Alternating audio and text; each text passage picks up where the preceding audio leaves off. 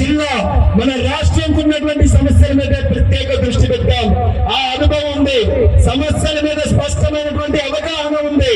అందుకని ఈ 5 సంవత్సరాలు కూడా కేంద్రంతో ఈ రోజు మీరందరూ కూడా చూస్తున్నారు. చంద్రబాబు నాయుడు గారు అంటే ఆయన విలువ ఏ రకంగా ఉందో మీ అందరూ కూడా ఈ రోజు చూస్తున్నారు.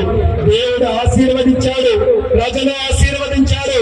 అందుకనే ఆయనకి ఎక్కడైతే అవమానం జరిగిందో, ఎక్కడైతే ఆయనకి నష్టం జరిగిందో, మళ్ళీ దేవుడు వడ్డీతో సహా తిరిగి ఇచ్చే విధంగా దేశం మొత్తం ఈ రోజు చంద్రన్న చంద్రన్న చంద్రన్న అని చెప్పుకునే స్థాయిలో ఈ రోజు ఆయన కూర్చొని పెట్టాడు.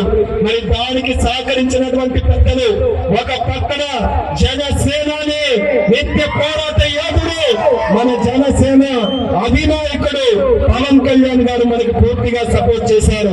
వాళ్ళ నాయకులు కూడా క్షేత్ర స్థాయిలో వాళ్ళు కూడా అదే రకంగా మనతో పాటు కష్టపడి ఈ రోజు అత్యధికమైనటువంటి మెజారిటీతో ఈ రాష్ట్రం కాదు దేశంలో ఎప్పుడైనా ఎన్నికలు జరిగితే ఇటువంటి రిజల్ట్ ఎక్కడా కూడా లేని స్థాయిలో రికార్డు మెజారిటీతో గెలిపించారు అంటే దాంట్లో జనసేనకి ధన్యవాదాలు మరొకసారి నేను తెలియజేసుకుంటున్నాను. మరి అలాగే మన రాష్ట్రంలో ఉన్నటువంటి సమస్యలు, ముఖ్యంగా నాకున్నటువంటి శాఖ విమానయాన శాఖ ఉంది. చాలా ఎయిర్పోర్ట్లు ఉన్నాయి, డెవలప్ చేయాలి. నా అదృష్టం ఏంటంటే మన పక్క జిల్లాలోనే సోదర జిల్లాలో భోగాపురం ఎయిర్పోర్ట్ నిర్మాణానికి తయారైంది.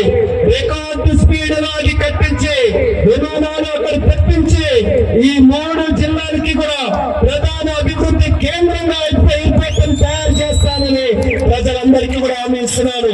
ఎయిర్పోర్ట్ డెవలప్ అయితే కేవలం ఫ్లైట్లు ఎక్కి దిగడమే కాదు, దానికి తోడుగా వేల మంది యువకులకి ఉద్యోగాలు వస్తాయన్నది కూడా ప్రతి ఒక్కరు కూడా దృష్టిలో పెట్టుకోవాలి. ఇన్స్టిట్యూట్లు మనకు వస్తాయి, దానికి సంబంధించినటువంటి కంపెనీలు వస్తాయి, ఎంతో మందికి ఉద్యోగ అవకాశాలు వస్తాయి. అందుకనే భోగాపురం ఎయిర్పోర్టు, విజయవాడలో ఎయిర్పోర్టు, తిరుపతిలో ఎయిర్పోర్టు, అలాగే కడపలో, కర్నూలులో, రాజమండ్రిలో ఎన్నో ప్రాంతాల్లో మన రాష్ట్రంలో ఉన్నటువంటి ఎయిర్పోర్టులు అన్ని రకాలుగా 100కి 100% అభివృద్ధి చేసే బాధ్యత నేను తీసుకుంటానని కూడా ఈ సందర్భంగా తెలియజేసుకుంటున్నాను. దానికి తోడుగా జిల్లాకి చాలా సమస్యలు మనం పరిష్కారం చేశాం. ఈ రోజు కేంద్ర మంత్రిగా ఉన్నాం. ఏవైతే హామీలు ఇచ్చానో రైల్వేస్ పరంగా అందరూ కూడా ధైర్యంగా ఉండండి. ప్రతి సమస్యను కూడా పరిష్కారం చేసే బాధ్యత, రైల్వేస్ ని అన్ని రకాలుగా మన జిల్లాలో అభివృద్ధి చేసే బాధ్యత నేను తీసుకుంటానని కూడా హామీ ఇస్తున్నాను. అలాగే కేంద్రంలో రైతులకి సంబంధించి, మన సాగునీటి ప్రాజెక్టులకి సంబంధించి ఎన్నో పథకాలు ఉన్నాయి. ఆ గతంలో ఉన్నటువంటి ప్రభుత్వం సరైన నిర్ణయాలు తీసుకోలేక, సరైన అవగాహన లేక ₹1 కూడా కేంద్ర నిధులు వినియోగించుకోలేకపోయారు. కానీ ఈ రోజు మళ్ళీ మన అందరి అదృష్టం, మన రాజకీయ బాహుబలి రాష్ట్రానికి అధ్యక్షుడిగా ఉండి 175కి 160 సీట్లు వస్తాయని 2 సంవత్సరాలుగా ఖచ్చితంగా చెప్పినటువంటి ఒకే ఒక్క వ్యక్తి మన అచ్చెన్నాయుడు గారు.